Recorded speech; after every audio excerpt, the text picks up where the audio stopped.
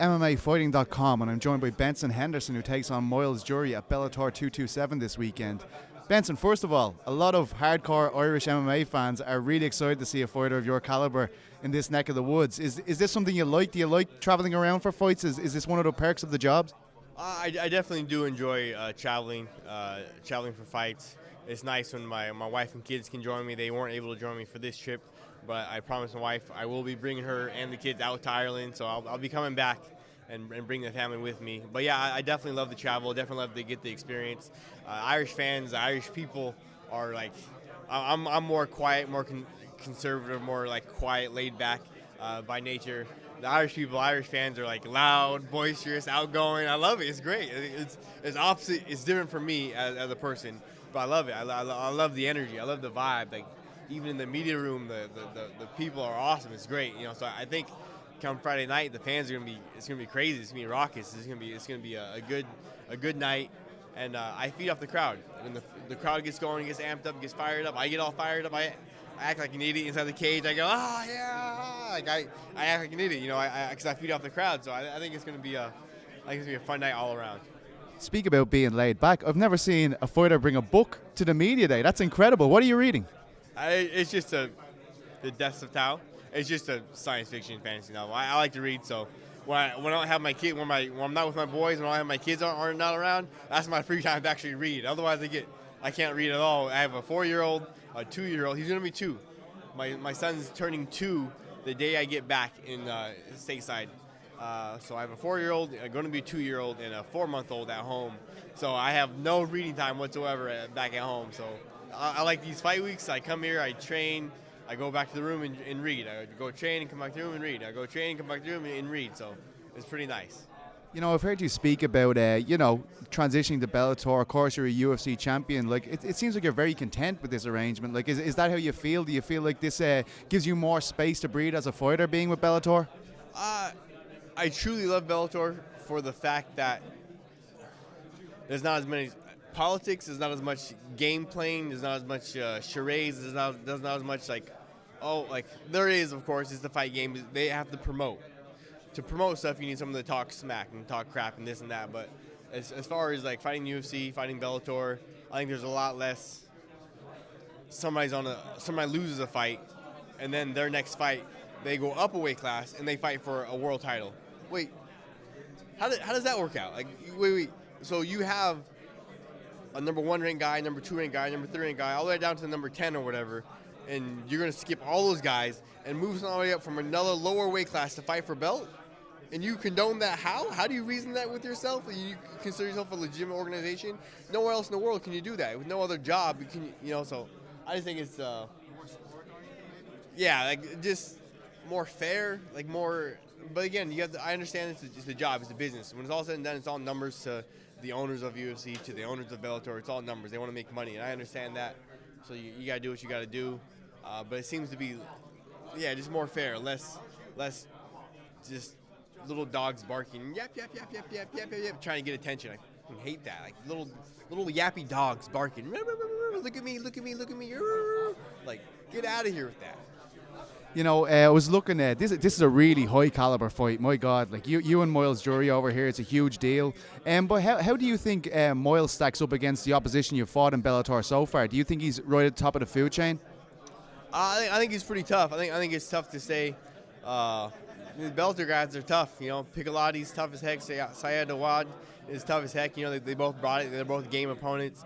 I think Myles is gonna be right there with them, like same caliber of those guys. Like very super tough.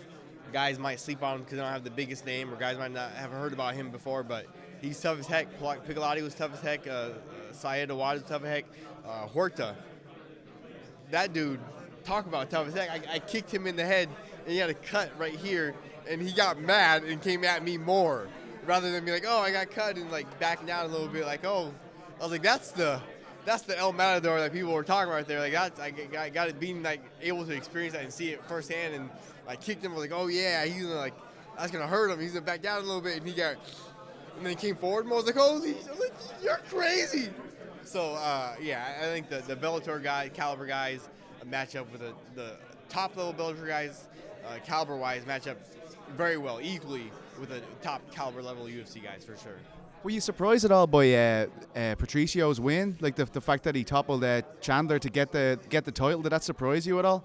I was super surprised about that. I think I'm allowed to say now, I was promised the title shot against Chandler after Chandler won. So I was all excited. Yeah, Chandler's gonna win. He's gonna get a W. Then I'm gonna beat up Chandler next for the belt. And then freaking Patricio won. I was like, heck. But they never said anything. I specifically asked them, like, if Chandler wins, we'll do you guys in a rematch. First fight was super close. Yada yada. We can hype it up. And then I asked him, but what if Patricio wins? And then Kogan's funny. He's like, he's kind of smiled at me and just kind of walked away. Didn't say anything. Didn't give an answer, So I was like, I knew if Chandler wins, it's good. No problem. I'll beat him up next. But then Patricio, I was like, dang it. Now I'm not stuck in limbo. But now what do? The belt's going to get held up, and he's in the tournament now. And what do they do with the 55-pound belt? And who knows, man. Do you feel, though, like, a win here would put you right there, right? Like, I feel it would anyway. Do you feel it would put you right in the number one contender kind of situation? Well, of course I'm biased. So of course I have a pretty high opinion of myself. So I would say, I should fight for the belt. I think I should always fight for the belt. But, that's not always the case.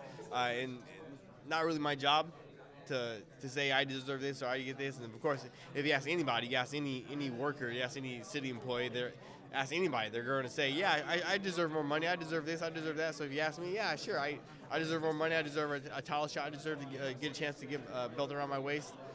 But everybody should say that, right? But my job is to fight. I'm the fighter. The matchmakers, that's their job. Their job is to matchmake and put good fights together. So I'll let them do their job, and I'll worry about my job, and I'll worry about Myles Jury on Friday night. I just wanted to ask you one more thing, and I know you've answered this question a few times here today, but one of the biggest fights of the year, according to the UFC, is taking place in November, and it's two guys that you've defeated, Nate Diaz and Jorge Masvidal. Is that crazy for you to see? Like, this is the biggest fight of the year, and you've beaten both these guys.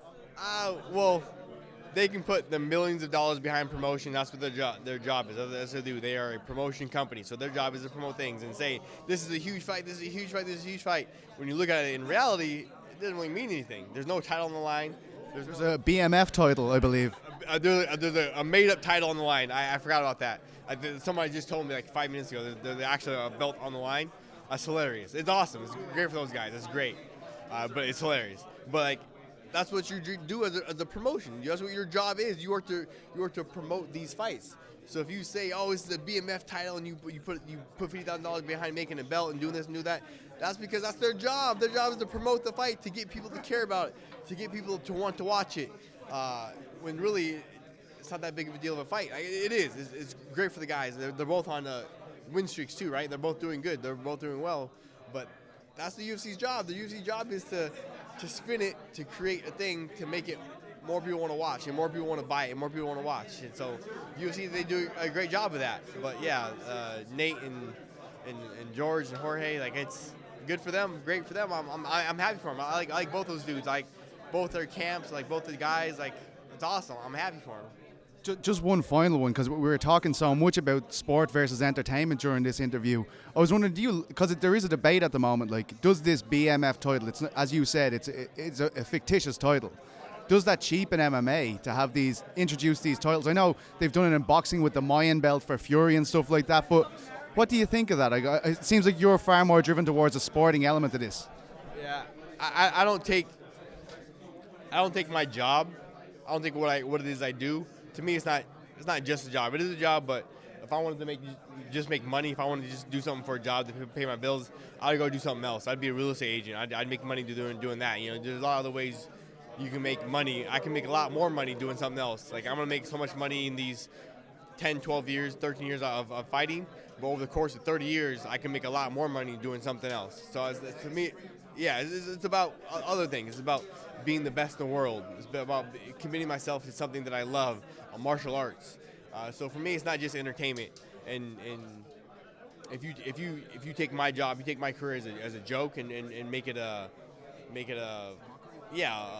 mockery of what it should be, of what it is to me in my eyes, I don't necessarily like that. I don't necessarily agree with it.